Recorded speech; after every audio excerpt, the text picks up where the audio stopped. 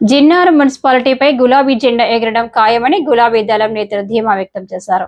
Jinnaram municipality పరిధిలో బుధవారం polling day సందర్భంగా ఆయా వార్డులలో జరిగిన పోలింగ్ సరళిని గులాబీ దళం నేతలు జిన్నారం మున్సిపల్ బీఆర్ఎస్ ఇన్ఛార్జ్ పాల సాయిరాం, తెలంగాణ రాష్ట్ర ఉద్యమ యువనేత జిన్నారం వెంకటేశం గౌడ్ బృందం పరిశీలించారు.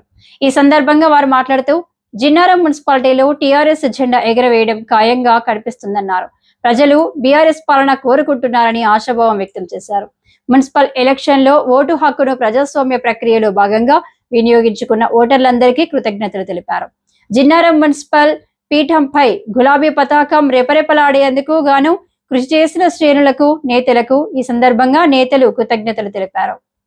నోటిఫికేషన్ నుంచి పోలిస్తే నామినేషన్ల నుంచి ఆ తర్వాత మరి ఒక సభ, హరీష్ రావు గారి సభ, ఆ తద్వారా ఈ ఊపు, ఉత్సాహం, స్ఫూర్తి, అదే రకంగా కాంగ్రెస్ ప్రభుత్వం పైన వ్యతిరేకత, బీజేపీ పార్టీ ఈ స్థానిక సంస్థల ఎన్నికలకు పనిచేయదన్న ప్రజల ఆలోచన అన్నీ వరిసి ప్రజలు బీఆర్ఎస్ పట్ల మంచి ఆదరణ చూపించారని చెప్పి మేము సంపూర్ణమైన ఆశాభావాన్ని వ్యక్తం చేస్తున్నాం.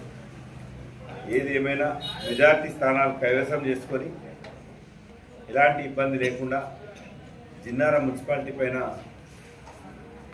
గులాబీ జెండాను నాయకులు, కార్యకర్తల అభివృద్ధి, మన అభ్యర్థుల యొక్క సమిష్టి కృషితోని జిన్నారం మున్సిపాలిటీ పైన గులాబీ జెండా ఎగరడం ఖాయం ఖాయం ఖాయం.